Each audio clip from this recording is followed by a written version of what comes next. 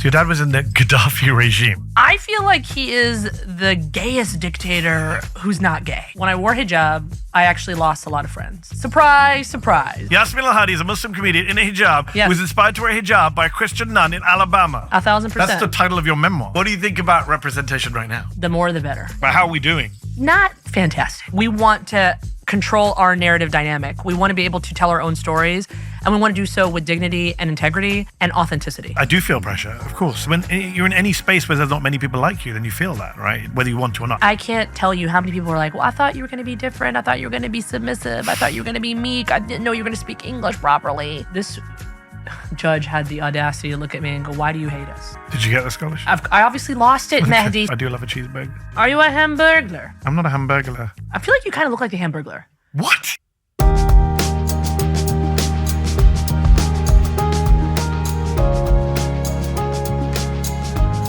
I'm Mehdi Hasan. And I'm Yasmin Elhady. And we're not kidding, the podcast, the Webby Award-winning podcast from Zateo, where funny people talk about serious things, but also, I hope, funny things. Funny things. Yasmin, welcome to the show. Thank you so much for having me, Mehdi. Yasmin is for those of you who don't know, and if you don't know, I feel sorry for you. Yasmin is a comedian. Yes. A matchmaker. Yes. An activist, a lawyer. Yes. She's everything. Yes. All rolled into No one. one call me an activist. What would you call yourself? Just If somebody mom. says, what do you do for a living? A mom. A mom. Oh, Yeah. that's sweet. Yeah. Yasmin is a very successful. I have to advocate for myself a lot. Okay. Against them. It's good to be here. We're in DC. Yes. You're based in DC. We know each other. Yes. How do we know each other? We've known each other for many years, at least a decade, because you're in the DMV. I've known you for a decade. We met at a party. Oh, as we do. Brown people meet at a party. As a dinner party. the Muslims do. Yeah, As Muslims meet at parties. And were you a comedian when I met you? I was How long a have you comedian. been a comedian? I've been a comedian. Don't say since childhood. No. Well, Maybe. the truth is yes. But I started comedy. I was at Princeton. I did my first comedy set ever. Little flex there. I was at Princeton. At a graduate school talent show. Okay. That was 2015. So only a decade ago. A decade ago. So a decade ago is when the world was introduced to the comedy of Yasmin. And what were you doing comedy-wise before 2015? Comedy-wise, I was just doing a little bit of entertaining friends and family. Storytelling. Okay. That's kind of what I am. I'm really a storyteller. Let's talk about your story. Yeah. Because your story is very interesting. You are the child of immigrants? Yes. And I am an immigrant. You are an immigrant? Yes, Where were you born? sir. Egypt, Cairo. But you're not fully Egyptian. Tell us a bit about your background. Actually, we have a great clip to play. Okay. Why? We'll save you. We'll save you doing that. We're going to play a very good clip. Can we play the clip? I'm a refugee in this country. I'm an asylum seeker. My dad was like a little teeny tiny, like a tad bit in the Gaddafi regime. You know, like just a smidge. Like, what is that? Does that taste like cumin? What is that? That tastes like tyranny. That is dictatorship. My dad was a full-on cabinet minister in the Gaddafi regime. I was 4. I turned 5 by the time we made it to the United States.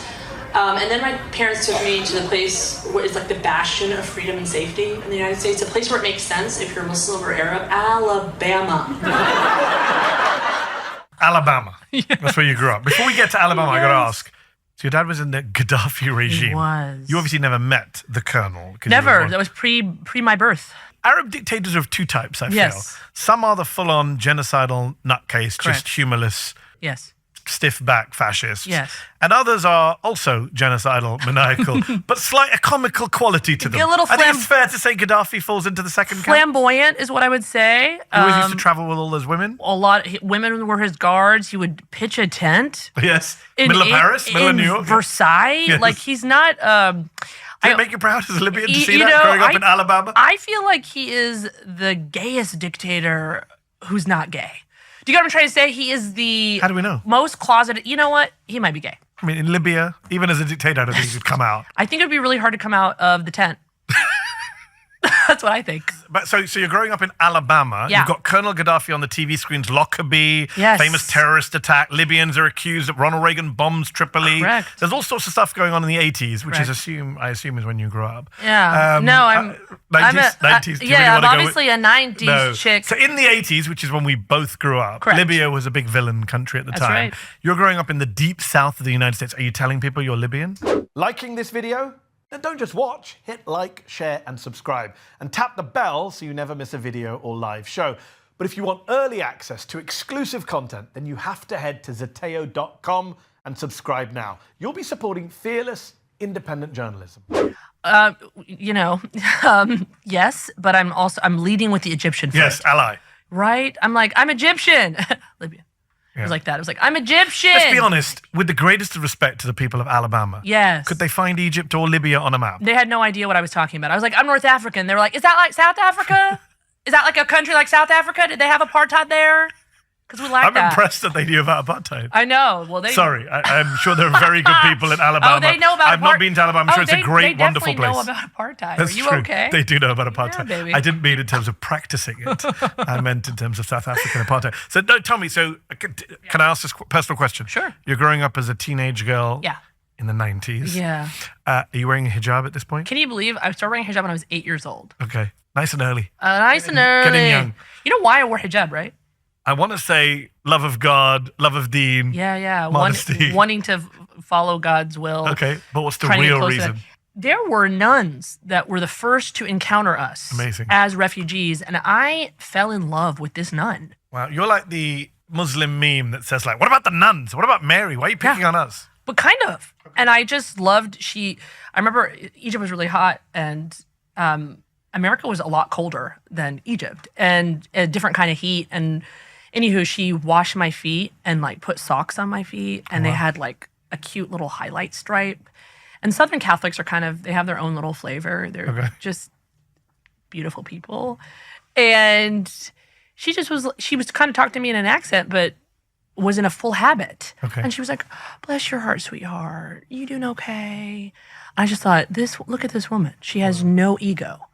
She's washing the feet of a child. So she inspired you to put the hijab on? And then I looked at my mom and I was like, why is she full of ego? What happened here? Your mom is not a hijabi? She just wore a hijab. Okay. My mom decided to wear hijab as like we'll find him in America. Do you get the reward for the hijab? If you wore it because a Christian got you to wear it? What's wrong with that? What is wrong with that? You know, first of all, that's the most sectarian question I've ever asked on this show. This podcast is going to be shuttered because of that statement. We could be inspired. I love it. There's pluralism right here, religious pluralism. I love it. Yasmin Elhady is a Muslim comedian in a hijab who was inspired to wear a hijab by a Christian nun in Alabama. 1,000%. That's the title of your memoir. That's the title of my memoir, and I really was obsessed with Mother Teresa, and I think she is a... Mother Teresa wasn't so good, though. Really? Yeah, Christopher Hitchens, the late Christopher Hitchens, wrote an entire book about how actually maybe she wasn't as good as people say. I'm not passing judgment, I'm just saying Mehdi. there is a critique of Mother Teresa out there. I'm not an expert on the subject. Is there a way for you to take all joy and remove it from the earth? Like if some friends of mine if someone's having a parade, you just like to pee on it, just piss on someone's parade. I mean, you've known me for many years. Is that how you see me? Is that what I do at feel parties? like you're a very unhappy person. The world is very unhappy, and I cover the world, so I channel that unhappiness. I'm just kidding. I think you're melancholic. I don't even know what that means. That means you're kind of like well, let me ask you. When you were growing up, did you make people laugh or did you make people cry? No, I made people laugh. I also pissed them off. You also made them angry. I mean, I talk a lot, right? So at some point you piss people off, you entertain people, you annoy people. It's a mixture of all of the above. That's true. But when did you realize that you were smart? Like smarter than the average bear? I don't know what that means. Like you won an argument with your intelligence, with your words. I mean, I was a smart aleck, I guess. Like I was a kid who answered. I was like, I answered back like to my parents and teachers. Like when I spent a lot of time in the hallway in school, because I was thrown out of class a lot. Because I always answered back. Yeah. Or sometimes I would answer the question without raising my hand. You know, at the moment, like put your hands up. Yeah. And I would just blurt it out because I want to say the answer. And you're rude. And you have ADHD. I don't think it's rude. Some people would say I had ADHD. I'm also very competitive. Yeah. So for me, it was always like, I got to be first. There's a question being asked, I got to answer it. Got it. Who cares about hands? Who cares about other people and hands? Yeah. And then I would spend time in the hallway thinking about my actions. Were you thinking about your actions? Or just thinking about the next way to one up the other guy? I mean, can it be both? Yes, it can be both and. I mean, did you ever spend time in the hallway? Isn't there a story you tell about getting into a fight in school in Alabama? Absolutely. Why did you get into a fight? So this is what happened. When I wore hijab, I actually lost a lot of friends. Okay. Surprise. And there's one girl named Megan. I was obsessed with her. She was my bestie. And this is now the beginning of 4th grade, end of 3rd grade. And she looks at me, she's like, well, because you wore that, like, we just can't be friends anymore. No. Yeah, we just look different. How old are you at this point? I was 8. Okay. I was like, who cares if we look different? What do you mean? You look different than every other guy that you're friends with. What's the problem? Profound point from 8-year-old. Yeah. Yasmin. Thank you. And she was like, well, I just feel like we're just going different ways. Like, she broke up with me. Oh, wow. For this you girl. attacked her? No. Okay. For this girl, Lauren. Okay. So Lauren became her new best friend. Megan is friends with Lauren, not Yasmin. Now. Okay. Only now. Since hijab gate. Okay. Okay. And Lauren didn't like me. And she wanted to almost rub it in. So she's like, let's play tag. Okay. And I'm like so excited because I get to be in proximity to my bestie, Megan. If you can catch her. So I'm playing tag. And this Lauren goes, tag, you're it. And she pulls my hijab off. No. And so Hate crime in 8th grade. Swing at her. And I hit her in the left eye. Where did you learn to fight? My brothers. They destroyed me. Okay. Yeah. I was like routinely beat by my brothers as a joke, this is after you moved to the US. Yeah, as a lesson. Just America's just a very. I can't blame Libya. I think you have to blame the Americans. I mean, I used to break their toys and stuff, so I kind of deserved it. I was an annoying little sister. I was like, please let me hang out, and they would just like stiff arm me. They would slap me. They would push me. I've seen a clip of you. I think we have it. Yeah. Talking about another reason why you may have been a violent child. When they brought me to the United States, they thought it would be great to put me in front of the USA Network so I could become American faster. Yeah. I don't know if anybody watched the USA Network in the 90s. There was a lot of inappropriate content for a 5-year-old. But there was WWF wrestling every morning at 7 in the morning. Can we give it up for Bret the Hitman Hart, Hulk Hogan, Randy Savage? So I saw this girl in my kindergarten class. She seemed sweet. Her name was Teresa, so I called her Tree. I obviously got on top of the desk and body slammed her to the floor. She was like, why, Yasmin, why? I was like, I don't know. I can't hear you. Oh, yeah. So you attacked Teresa as well as Lauren. I did, but that was love. Teresa was love. WWF. Lauren was, I'm going to take her down. So there is something really important here to say about the United States of America, is that you're coming here from Egypt as a 5-year-old daughter of asylum seekers. Yes. Your parents decided for you to learn English by watching USA Network. They're like, red, white, blue. Do you, boo? In the process of learning English, you learn about a great American pastime, WWF, as it was then known. Yeah. Now WWE, let's be correct. And I just think, how many other immigrants are in Alabama at that time following your journey? Is this a very unique story? It's quite unique. There's one other Do you think kids family today, right now, immigration is a hot button issue in the US. People are talking about who looks different. Kids are going through all sorts of bullying. Muslim kids are getting bullied. There was a study a few years ago that 1 in 4 bullying incidents involving a Muslim child involves the teacher. It's terrible. As things changed from the 80s, 90s and now, do you think? I know you're the mother of kids as well. Yeah. Is it different? Have we improved from the 80s, 90s? Have we gone backwards? It feels that we've gone backwards in many ways. I think there were certain things in place that, I mean, here's what I will say. Like, for example, like me punching that girl, I didn't get in trouble for that because the teacher saw what happened. And so I didn't get repercussions for that. I feel like now every child that puts hands on another child, there's a lawsuit, there's like all these rules. And in some ways, like, we're not letting kids also hash it out.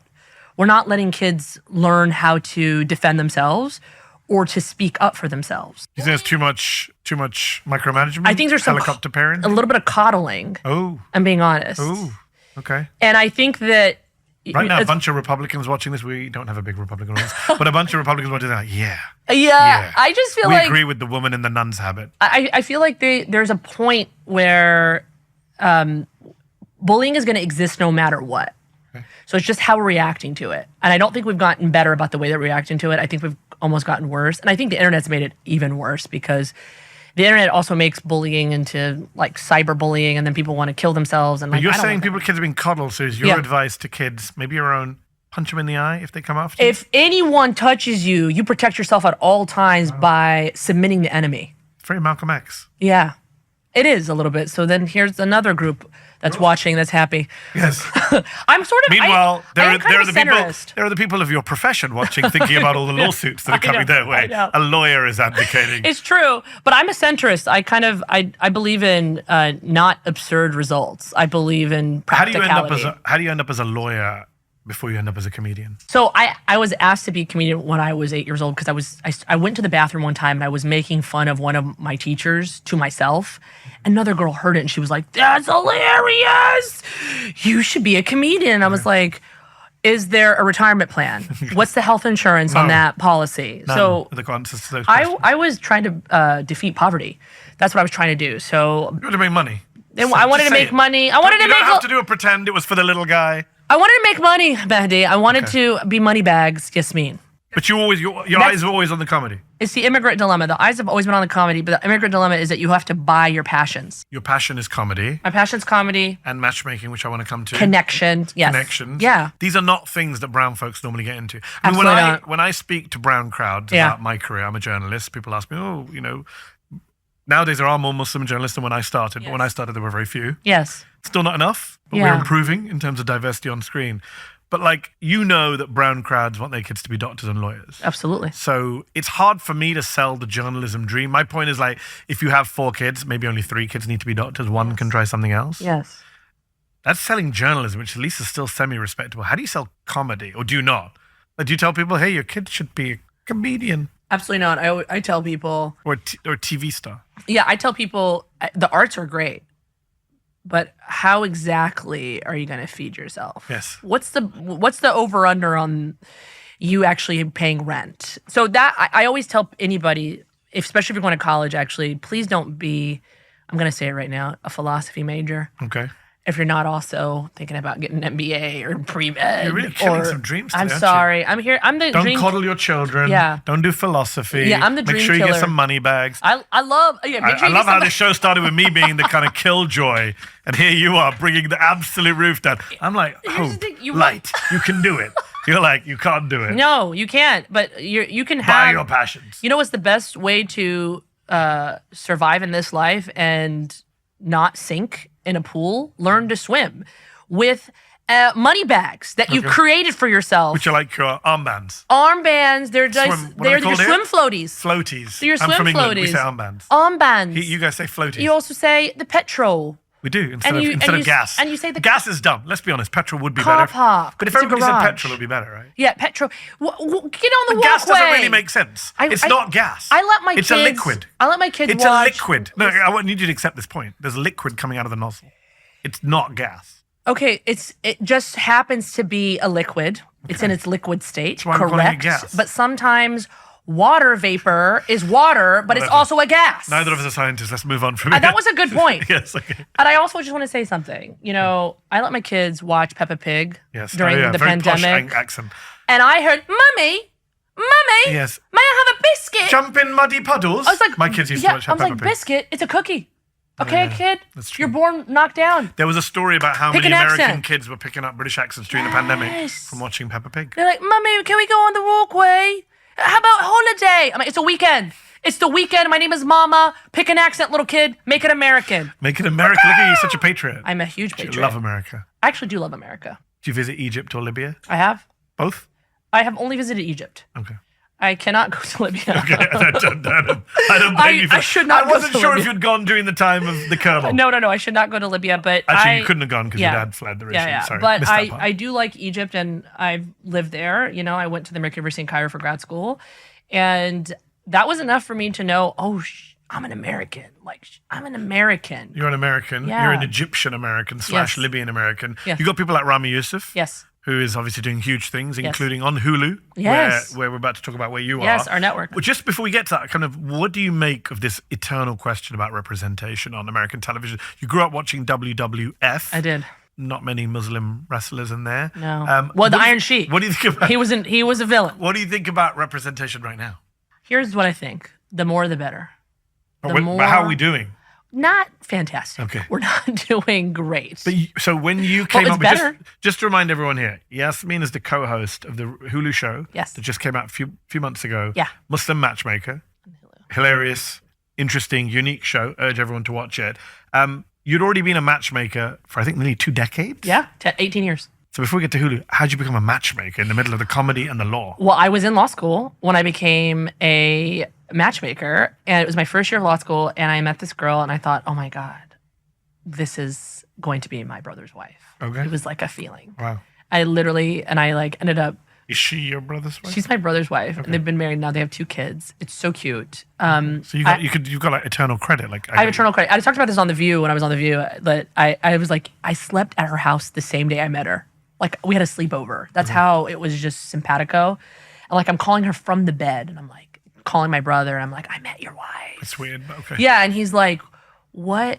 Don't you think I should meet her first? I was like, that's a minor detail. Okay. I'm in her bed. And he's like, I gotta get off the phone now. Weird. I gotta get off the phone. A little weird. I'm glad you pulled it off. I'm a bit creepy. How many people have you led Helped. to marriages over the years? 58 marriages. Wow. Yeah. So you're going straight to heaven. Doesn't matter about the whole Catholic nun thing. Yeah. Oh man, I'm gonna need to have Mother Teresa will be waiting for me. 58 marriages. That's a lot of sawab. Yeah, sawab. I guess I've got one marriage. I did yours? No, Your okay, own? 2. Fine. I pulled off my own. But this is a true story. Okay. I was at the wharf in DC. Okay. I get stopped by some people All right. who say, "Hey, are you Mehdi Hasan?" And we have chit chat. We take a picture sometimes. We stopped by a brown couple. Stopped me at the wharf in DC, and they said, "Oh, Mehdi Hasan." And I said, "I was there with my family." And they said, "Can we take a picture?" I said, "Okay." And the guy said, "Oh, I met you before a few years ago, and I took a picture with you. I'm a big fan." I said, "That's nice, very nice. I'm humbled." The wife says, "We're married because of you." Oh my God. I'm like, "What? What do you mean?" So apparently, the guy took a picture with me and then made that his profile on his dating app, on the Muslim dating app that they were on. I don't know which dating app it was. The woman was also a fan of mine and one day was swiping through. And stopped. Stopped. Said, "Hey, this guy's got a picture with Mehdi Hasan. You might be interested. We've got something in common." She clicked on him. A few months later, they got married. How is that? I have 58. I have one. You have one. Which I didn't even try. Yeah, I didn't know about. It sounds tangential. I mean, I had no role in it unintentional, whatsoever. Coincidental, random. But I'm taking it. But season 2 of Muslim Matchmaker, Okay. what do you think about joining as a co-host? Where I just randomly bump into people and say, "Did I get you married through a photo?" Yeah. Or Now you when people ask for selfies with me, I can tell them it could lead to lifelong bliss. it could lead to someone thinking you're interesting enough. What worries me about that story is, what if people thought it was my dating profile because I was in the photo? No, that's a good point. That would be awkward. What if she was clicking on Mehdi Hasan? I think that's what she. I think Maybe that's that's a story that she didn't tell me out of politeness, and her husband was nearby. You know what? That's exactly what that story meant. No, it didn't. She thought it was him. Don't ruin it. She thought it was you. Wonderful moment. She Yes, thought it you're was. ruining a I'm wonderful, sorry. I'm happy sweet, for you two. wholesome moment out there. If you're watching, you love I'm each delighted other. by that story. I love I'm that. taking that one with her 58. Yes. Let's talk about Muslim Matchmaker. Yeah. Let's play a clip so people understand what this show is. Yes. Yasmin is co-host of a new show. It just came out a few months ago. Check it out on Hulu. It's called Muslim Matchmaker. Here's a clip. People do not know how to date. That's why they come to us. As a matchmaker, we're here to help you get your wings on. Let's get some people married. I want you to feel chosen and I want you to choose. For Muslims, marriage is an act of worship. I'm clocking a baddie. Are you Muslim and are you single? Did my mom send you? Be real with me for a second. You got a type. Like Demi Moore from Ghost. Make it happen, boo. That was the trailer from Muslim Matchmaker. We saw you there in action. Yes. What is the show? Why did you do this show? This show is like a labor of love. It's like a love letter to our community. It's an honest depiction of people trying to find love in a way that is not ever been depicted on TV. And I think it's revolutionary in how it allows us to really be ourselves and to deal with the real issues in our community, but in a way that is accessible, joyful, playful even.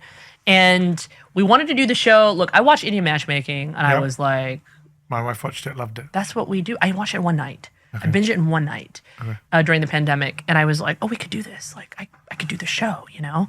And then it kind of, it went to sleep. And that was 5 years before the show was made. And then I wrote up like a little TV treatment and I sent it to a production company. And they were like, oh, you know, you're great on camera, but no thanks. There's not enough of a demographic to really even care about this. This is not really marketable. So I'm like, that's fine. All right. The production manager leaves at that production company and new folks come in and I get a phone call and it's like, hey, do you want to do this show about Muslim matchmaking? Wow. And I was flabbergasted. I'm flabbergasted too. Yeah, on your behalf. a year later. But why do you? What changed? Why do you think suddenly? It was There was interest. it was a group of brown women Okay, so that it's came in representation. instead of a white man. So they came in and said, "This is actually a value and interest to us." Absolutely, and it was a whole team of So women. those decisions don't get made unless you have certain people who look like us, sound like us, are from our backgrounds in those powerful positions. We talk a lot about representation on the screen. Yes. But the power is behind the screen. All the powers behind the screen.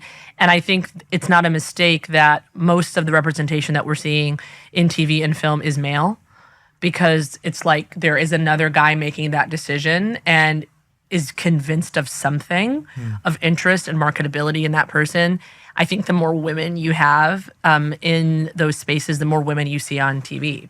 You talked about wearing hijab. Yeah. Most of the shows you see about women in hijab are about the oppression of women in hijab, or about overcoming some hurdle. Yeah. You know, whether it's Ibtihaj Muhammad, who's wonderful, I know her, great, but you know, that's a story of, oh my God, look, a woman in a headscarf won a medal for the United States, which is fantastic. Achieving but the it's, highest again, it's about, it's not just normal, hey, we just want to get married, we just want to have a partner. We're just everyday people with everyday problems who happen to be Muslim. But if you're going to beat bigotry, that is the way you do it. 1,000%. That's called narrative dynamic. You know, we want to control our narrative dynamic. We want to be able to tell our own stories, and we want to do so with dignity and integrity and authenticity. Authenticity is key. I mean, the Muslim depictions have gone through so many, like, obviously there's the terrorism representation, which is the vast majority of what you see on TV and film. Yes. But even when people try and be positive, there's an authenticity if you don't actually have people hands-on. Do you remember Robin Hood, Prince of Thieves? Did you watch that film growing up? I know we're of a similar generation. Yes. Kevin Costner. That was no. Bodyguard. Yeah, Bodyguard. I'm like, different movie with Kevin, different co-star Kevin Costner. Brian Adams. That was it. I remember the soundtrack. Yes. So, Robin Hood, Prince of Thieves, Morgan Freeman is in that film as Azim, I want to say, was his friend from the Middle East, the Moor. And he prayed, there's a time comes for prayer. And this is like early 1990s. He's like, I don't know what he does. Just clapping. It's not a prayer. But you can imagine those days, they didn't even know where to find them. Today you have people like, today you have my friend Sue Abedi with MPAC, who works with Hollywood movies to actually have accurate depictions of Muslims praying, Muslims traveling, clothing, etc. Language. There was a time when you didn't have that. That's right. And that's when you say authenticity, I think of that. We're doing so much better. I also think that we need more. Yes. So the more the better as well. So we kind of, We Are Lady Parts is another film about Muslim women. Yes. I said film, but I meant to say series about Muslim women made by Nida Manzoor. And it's a great little depiction. We are obviously in the reality space. We're in the unscripted space. We need more scripted. We need more unscripted. We need more layers. Normal folks doing normal things. Just normal things. Not being the head of a rock band or, whatever.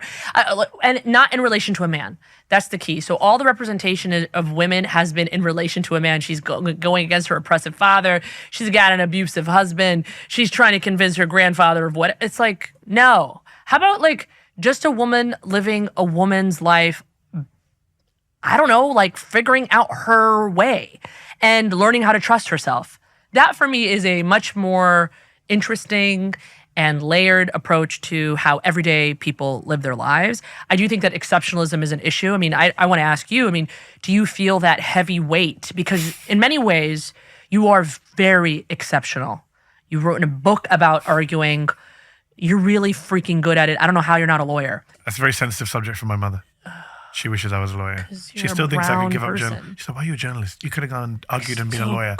Had a more respectable job, got paid better. You are very respectable and you are loved. But yes, I do feel pressure, of course. I mean, because there's not, when you're in any space where there's not many people like you, then you feel that, right? It's whether you want to or not. I didn't select the job, and it puts me under pressure when people say, oh, you're a representative. That word representative is very heavy in meaning and weight. Yes. And you have that. You carry that now both on stage and on TV. And in any room.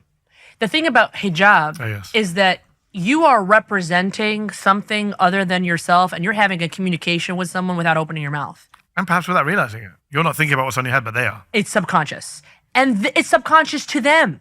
Yes. The truth is that they've been filled with media. Shout out to Zateo for changing the media narrative.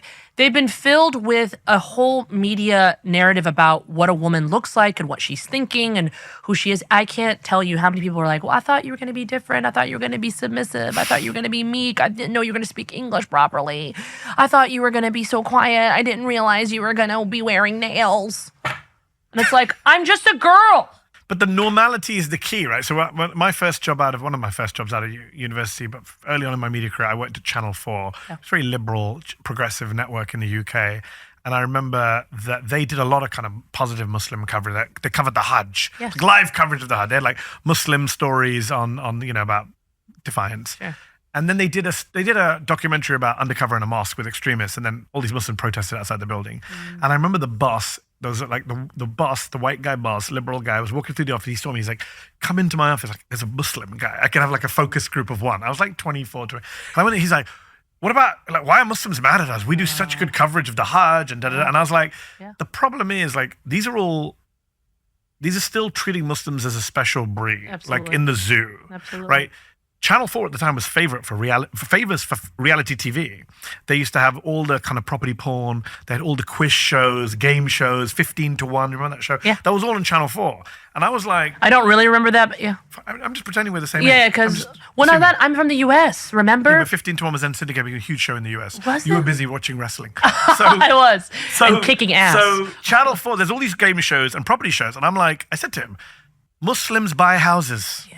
Muslims like to win prizes. Yes. Why do we only ever see the woman in the hijab on the news segment, the current affairs segment, the documentary? I never see a Muslim in a hijab winning a game show or buying a house. Now, thankfully, that's changed. If you remember Nadia, who won Bake Off, of course. Very famous. British Bake Off, yeah. But again, as you say, we need much more of that. We need because much more of that. unfortunately, in places like Alabama, dare I say, people still have a very one-dimensional view They of do. Muslims, and in particular Muslim women in headscarves. And it's so multidimensional. I remember I went into a scholarship semifinalist round and an interview, and it was in Alabama. And this judge had the audacity to look at me and go, "Why do you hate us?" So that's like a confluence of so many things. It's obviously off the charts problematic. And of course, I was able to defend myself. I lost the scholarship. Surprise, surprise. But it was like, first of all, you're putting that on a 19-year-old? Like, what are you doing? Why does a 19-year-old have to carry your feelings of confusion, a little bit of inferiority, maybe even curiosity, and hurt? So obviously, it comes from a place of hurt. Like, you attacked our country. Why do you hate us? It's like, I'm 19, lady. I don't even know anything about that. I've never really felt, I think, the stakes being so high as like that moment, because this is a scholarship that would have covered all of grad school. Did you get the scholarship? I obviously lost it, Mehdi. Thanks for I had to ask just to check. Twisting the Fact-checking. flipping knife. Fact-checking is important in my industry. I lost it. And I just looked at her and I was like, let me tell you why that question is totally uncalled for. Let me tell you what's behind that. Like, that's not only a question that is full of a stereotype. This is my future. And you are literally cutting my future off by placing that burden on me. I remember I fought with my student government representative, like the sponsor. I was my senior class president in high school. So many flexes. You can learn about it more if you watch True Story with Ed Helms and Randall Park. Yes. But I became On Peacock? I became the president of my student class, and I remember he was trying to debate me about the Iraq war. Like, he wanted to invade, he was pro-invasion. And I was like, this is such a bad idea. Like, read a book about Iraq. These are three countries kind of put together as one. These are three different people. But it's complicated. It's going to be worse than Vietnam. Like, I was going through and then I was like, and Afghanistan had nothing to do with 9/11. Nothing to do with 9/11. And I remember, like, he just was shaking. You mean Iraq had nothing to do with 9/11? And Afghanistan, because I agree. remember that they invaded Afghanistan almost immediately. Yes. And then we waited a little bit longer to invade Iraq. Yes.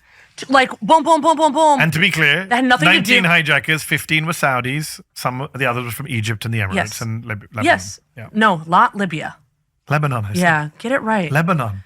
I said Lebanon. You know how many times... What's funny, though? You know how many times this happens to me? They're like, oh, are you Lebanese? Are you half Lebanese? I'm like, no. And they're like, do you know Shakira? I'm like, no, I don't know Shakira. Do you eat tabbouleh? Do you like hummus? I'm like, that is not my culture. I'm North African. I'm not like a Beirut. Is that a country? I'm not a Beirut party bus. but I'm going to blow up the bus, Benghazi. Is it wrong? Is it wrong? That's what I am. Benghazi is what you're going to say. Everyone knows Benghazi, thanks to Michael. I'm not from Benghazi. I'm from I Tripoli. know, but thanks to Michael Mann and the movies. Michael Bay, I should say. Michael not Bay. Michael May. I'm an action movie guy. Yeah, yeah. As you may have guessed. Is it wrong of me that when you were telling that story about like the bigotry and the stereotyping of this 19-year-old with this guy who's like was a thinking woman. of this woman who's thinking of 9/11 and Yes. terrorism, and is it wrong of me that I was thinking, wouldn't it be hilarious if she found out your dad worked for Gaddafi? Why do you hate it? Well, I'll tell you. You're like, how dare you stereotype me? But my dad did work for a small Arab dictatorship, not Saddam Hussein. That would have just destroyed you. You had this like mic drop moment that was completely undermined by the fact that you are the one Arab woman in a headscarf who came to this scholarship who is linked to a foreign dictatorship. Sorry, that's what I was thinking because I'm a killjoy. I pull the joy out of every I've ruined that inspiring narrative. Here's the balloon. You've deflated it. Here's my donut. You took all the jelly out. I don't eat jelly in donuts. I eat custard in donuts. Oh, custard. Excuse me. Cream, whipped cream. Is that why you're a bit pudgy? A little bit pudgy. A little bit. A little bit pudgy. High desk. That's messed up. I just called Mehdi Hasan fat. I'm sorry. Mehdi. Mehdi, don't worry, my kids say it every day. No. Yeah. They say it out of love and concern. No, they don't. I'm a brown guy in my mid-40s. I'm in a danger zone. You got the dad bod. I've had it for a while. So, do you love being a dad? I do. What's your favorite thing? You're like a journalist. Okay. You're like a dad. You're like a political commentator too, not just journalism. But that's a hard question. What's my favorite thing in life? Podcaster. Yeah. What do you love? I mean, I love talking to people. Okay. So journalism. Connecting. No, but you could talk to my kids. Okay, that's true. My producer is saying in my ear, hamburgers, which is true. I do love a cheeseburger. Which brings us back to pudgy. Are you a Hamburglar? I'm not a Hamburglar. I feel like you kind of look like the Hamburglar. What? Can you please cut to a picture of the Hamburglar next to Mehdi Hasan's face? We will do this in post-production. I'm telling you. Okay. All you need is you need a fedora. Everyone's laughing. I've got a producer in my ear, and they're laughing in the gallery right now. He needs that black They're mask. laughing because you've compared me to the Hamburglar. I think that's a Muslim stereotype. Look at your teeth. I think you're stereotyping. Look at your teeth. Smile with your teeth. No. Smile with your teeth. Never. Looks like a Hamburglar to me. I think these are Muslim stereotypes. It's not. You go up against a Muslim man and you say he's a criminal. He's got a cape. And you're calling me a criminal because I'm a Muslim man.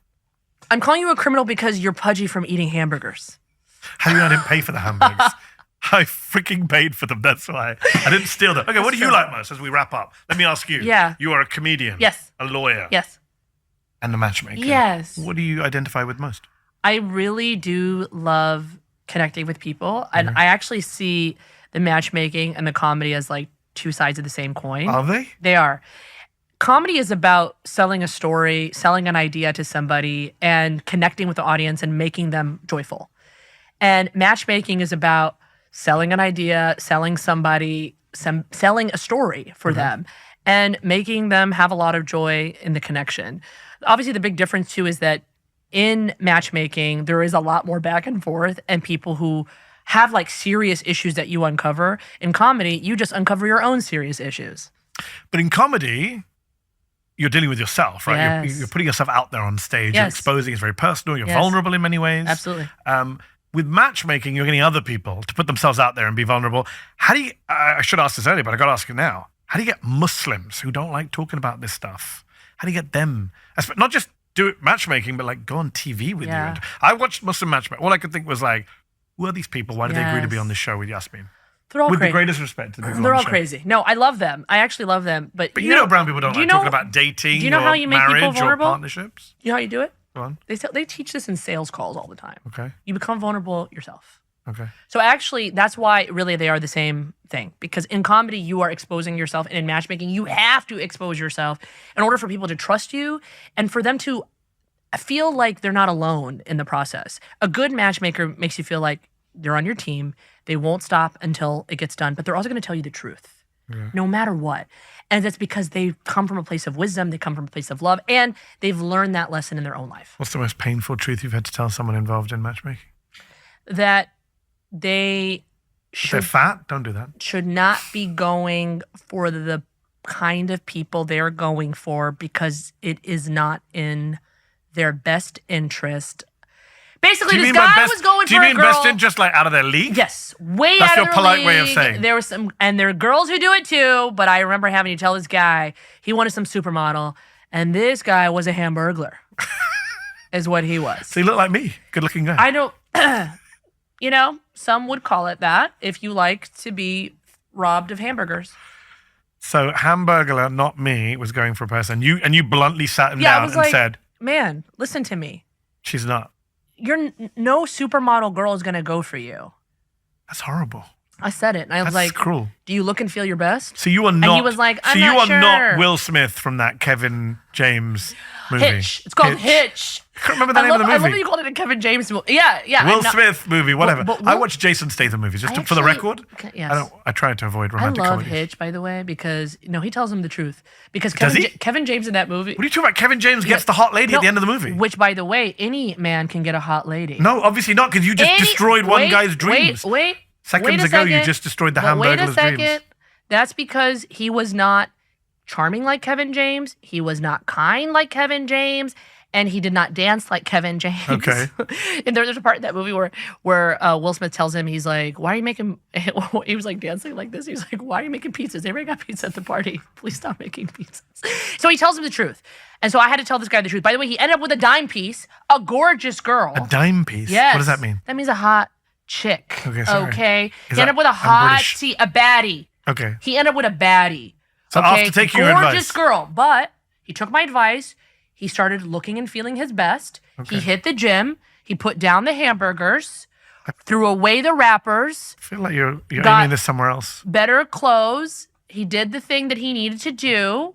He dyed his hair. Okay, this is starting to feel. I mean, if I wasn't you're already like, wait married, a second. if I wasn't already married, I would be taking all of your advice. But He did all those I things. don't need to. And he ended up with a dime piece. She wasn't a supermodel, though. She was someone who was absolutely beautiful, but had a different body type than what he was looking for. He wanted that supermodel body type. And I'm like, that's not fun to be with. You are spitting blunt truths I'm just here doing today. this. I'm just doing this because I can't say it out loud. There's no, can I say it? I don't know. I couldn't say it. I don't want you to say it because I feel like this shouldn't whole say it. thing is really about me. I should say it. Last question. Yeah, nothing You wrong are with many. You wear many hats. I do. Plus the hijab. I wear many hijabs. Then many hijabs. Is there anything else you'd like to try and do next? What is Yasmin Elhady doing next? I would love to make a feature film. Oh wow! With you in it or direct to produce it? I don't need to be in it, Okay. but I'd like to write something that turns into a feature. Oh wow! You heard it here first. That's what I would love to do. Okay. I probably need to start with a TV show or something, but You already have a TV show. I know, a scripted one. Oh, a script. Okay. Yeah. It's a scripted TV show followed by I feature-length don't movie. like see myself as an actress per se. I feel like I'm just me. And I don't do well like memorizing lines, but Then you might struggle. yeah. As an actress. Yeah, Stick but to I the could stand-up like comedy. the directing. Yeah. And stand-up comedy was so cool about it. You've seen me live. I have seen you live. She was amazing. Thank Check out you. Yasmin live. You're so Where kind. can people see you? Let's just do some plugging. Okay. Where can they see you? If they want to come see you live, where can they see you live? On June 14th, I'm going to be at the Adams Center at Kahwa doing a little Eid comedy jam. Okay. You can also check me out on YouTube and really TikTok. TikTok is where all my comedy lives. Okay. And it's Yasmin_Elhady. And So you're very grateful to Donald Trump for saving TikTok right now. I am. Actually. Ongoing. We're speaking on a day where people are insisting he Yes. shuts it down under the law. Yes. TikTok, YouTube, And Instagram. and Instagram, or in person, which is the best way to Yes. see Yasmin live, and obviously on Hulu. And I'm going to be Let's just on plug Hulu. Muslim Matchmaker. Hello. Watch me on Hulu on Muslim Matchmaker. You will love it. I would have opened with that. 8 episodes. Free advice. Should I try it again? I'd have started with that. I'm not really media trained. That's all right. That's all right. When you do the movie, they'll give you some media. They'll give you some PR people. No, I should say, when you make the movie. you can watch me on Muslim Matchmaker on Hulu. Done. You got to watch it. You got it. You will love it. I've seen it. And Disney Plus, which is streaming on Disney Plus all over the world, and it's also streaming on Hulu. So after you've watched Andor, switch over and Yes. watch Muslim Matchmaker. Yeah, and Andor's so good. It is so good. And God, it's so good. Yasmin Elhady, it's been a are all, pleasure. thanks for being so sweet and accepting of my real life advice. No, I appreciate it. Thanks for telling me that I'm a fat killjoy. Make sure to like and subscribe. We're not kidding. God. Wherever you get your podcast, don't forget to head to zateo.com where you can become a subscriber to Zateo. Oh my God. Independent journalism. Yeah. Back us. You can watch the show. New episodes of We're Not Kidding as soon as they publish if you're a subscriber to Zateo at zateo.com. For now, I'm Mehdi Hasan. And I'm Yasmin Elhady. We were not kidding.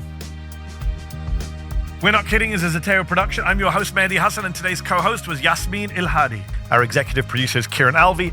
Our senior producer and editor is Frank Capello. Our music was composed by Andy Clausen. Our design is by Alicia Tatone. Our mix engineer is Valentino Rivera. And the title card animation is by Ehsan Mezghali.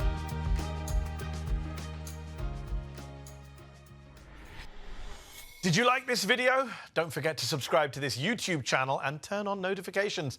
For exclusive content and to support our independent, unfiltered journalism, head over to zateo.com. Your support matters.